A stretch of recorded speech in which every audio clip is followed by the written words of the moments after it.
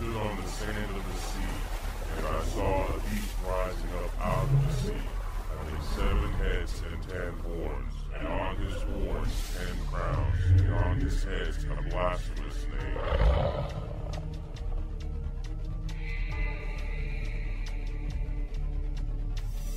Welcome to the Revelation 13 podcast.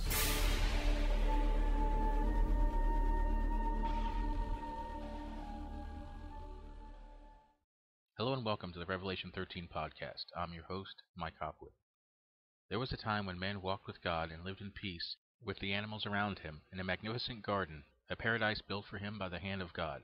Man would lose his place in the garden, and his struggles in a world broken by sin and death would begin. The Bible gives us hints at its location, and many have tried to piece together where it was. Finding the exact spot could give us a new insight into the history of man, and also give us a chance to see what remains of the Garden of Eden. Genesis 2:7 starts with the creation of Adam, and then the planting of the Garden of Eden.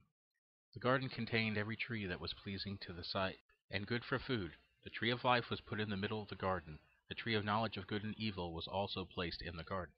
The Bible tells us of the river that flows through Eden and then splits into 4 separate rivers. These rivers give us the best indication of where the garden may have been. The first river mentioned is the Pison. It is said that it flows around the land of Havilah, where there is gold and bdellium and onyx. The second river is the Gihon. It flows through the land of Cush. And the third river is the Hiddekel, also known as the Tigris, which flows east of Assyria. And the fourth river is the Euphrates. God put Adam in the garden to care for it and to keep it. And God told him that he could eat from any tree in the garden except for the tree of knowledge of good and evil.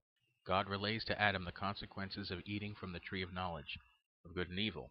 For on that day you eat of the tree, you will surely die. God then created every beast of the field and bird of the air and brought them to Adam to be named by him. After this God put Adam to sleep and took a piece of his body and fashioned a woman from it. God brought her to Adam and he named her woman. At some point after woman's creation, the chain of events that would lead to Adam and Eve's exile from the garden would begin. Some think a long period of time may have occurred before Eve was deceived by Satan, but I personally disagree. Adam and Eve were created as perfectly functioning adult human beings. There is no reason to assume their reproductive systems weren't working, and there would have been no reason to wait to have children because they were living in the Garden of Eden and had no lack of food and shelter for their children. Satan knew that he had to get them to sin before any children would be born, so that the whole human race would be subject to sin and death.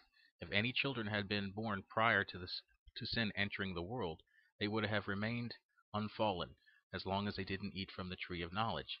Satan enters the garden and begins to deceive Eve. Common thought is that Satan took the form of or entered a snake to communicate with Eve.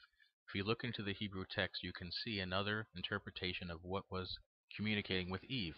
Michael S. Heiser, who has a PhD in Hebrew and Semitic studies, argues that when you study the Hebrew word for snake, looking at the grammar and context of the scriptures, you can come to the conclusion that Genesis 3 is not talking about a snake deceiving Eve, but something else. The Hebrew word for snake or serpent is nakash, and can also mean one who practices divination. Nakash can also be an adjective.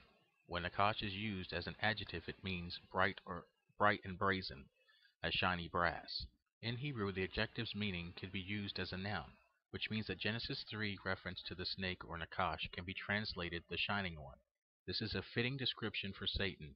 In Isaiah 14, verses 12 through 15, he is called Halel ben Shakir, which translates into the shining one, the son of the dawn. The serpent told Eve that if she ate of the fruit of the tree of knowledge, that she would become as wise as God, knowing good and evil, and that she would not die.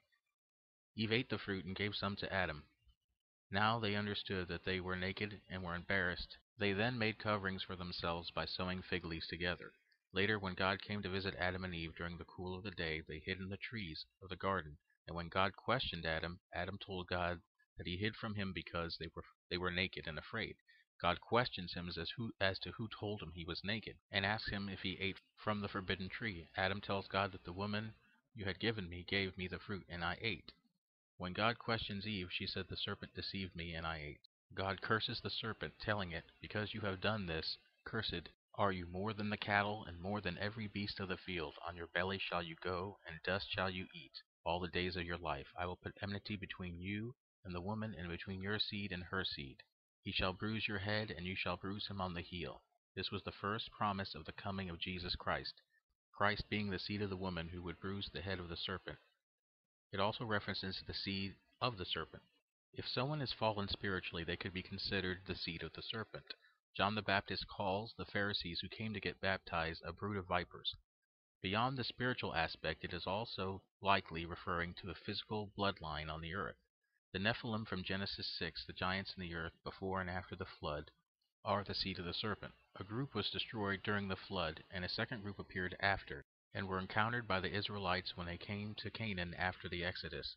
David killed one named Goliath, and by the end of his reign, the remaining giants related to Goliath are killed. The book of Enoch tells us that after the Nephilim die, they would become evil spirits wandering the earth. These would be the demons that would possess people. Jesus would encounter them in his ministry.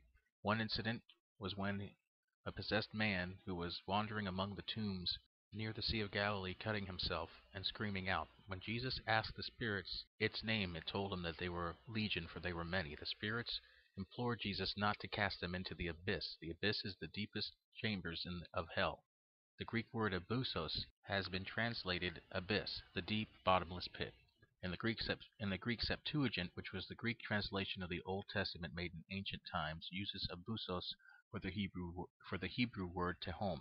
Tehom is the word for the subterranean chambers under the earth. It is thought that the angels who didn't keep their proper abode, as mentioned in Jude 1:6, are imprisoned there. These would be the angels mentioned by the book of Enoch and Genesis 6, who are bound in darkness awaiting the great day of judgment. Some believe that the physical seed of the serpent have died out around the time of King David, while others feel that they are still with us, but not necessarily in the form of giants. The curse given to the woman would be increased pain in childbirth, and the curse for man was that the land would produce thorns and thistles, and he would have a much harder time growing food to eat.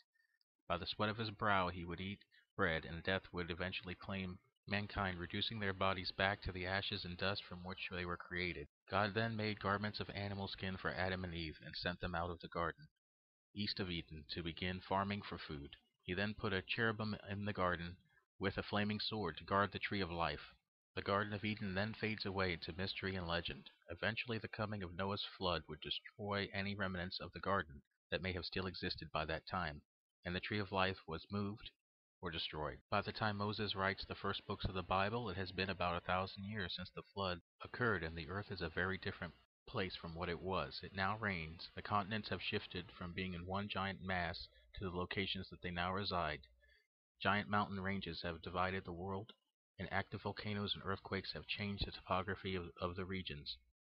Moses gives us general clues to its location by naming the four rivers that had one time originated from the Garden of Eden and the regions that they crossed. Two of the rivers, the Pishon and Gihon, are of unknown location. The Hiddekel is most likely the Tigris River, and the Euphrates River is the last one mentioned. Both rivers today reside in Iraq.